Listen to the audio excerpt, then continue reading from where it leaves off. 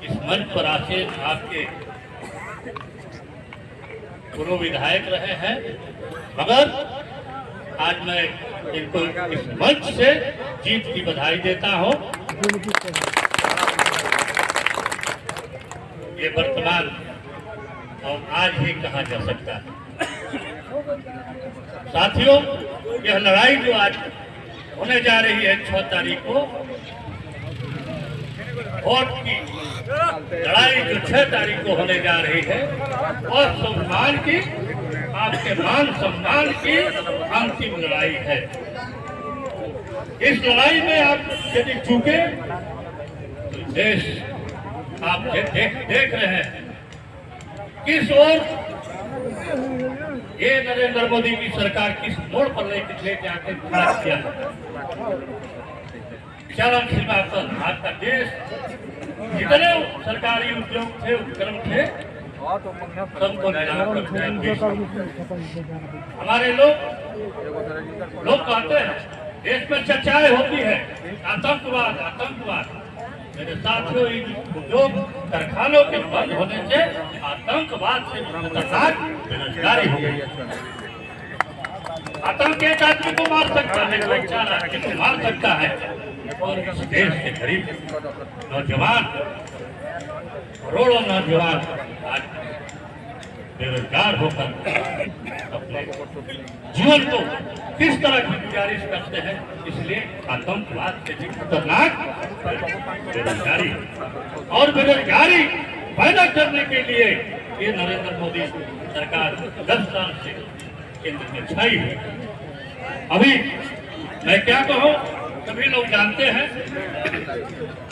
चुनाव के ऐन मौके पर आपके नेता जो गरीबों की बात करता है, 17 महीने के अंदर बेरोजगारी बहुत हद तक देने का, बेरोजगारी को सॉल्व करने का काम किया।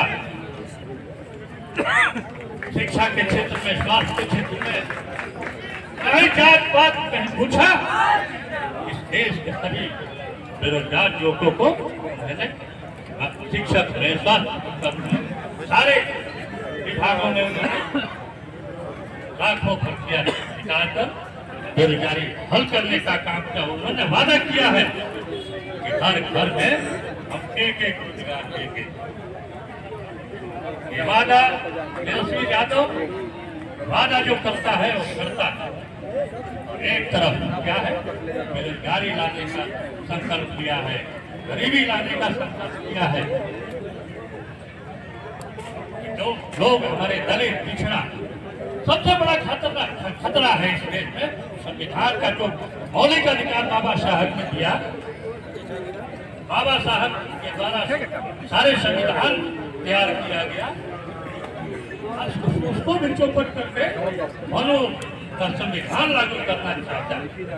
मनु का संविधान मेरे साथियों वो है छूत छूत छोड़ छोड़, मौलिक अधिकार जो बाबा साहब दिया, गरीबों का हक में दिया, गरीबों के पक्ष में दिया, और देश के छोट के पक्ष में दिया। यह देश छोट का राज दिया, छोट का राज वोट का राज।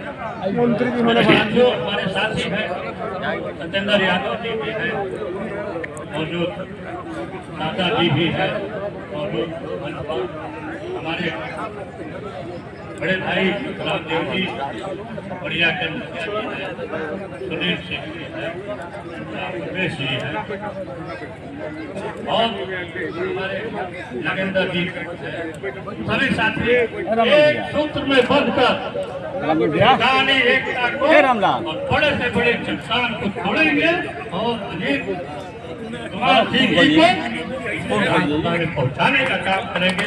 इन्हीं शब्दों के साथ आपको भी मैं कहूंगा कि सामाजिक न्याय की सरकार तभी बनेगी जब आप एक रहेंगे।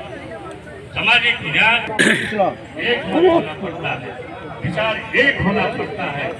भिन्न भिन्न विचारधाराओं से हमारी सामाजिक न्याय की सरकार दूर होगी। इन्हीं शब्दों के साथ आपको जय हिंद।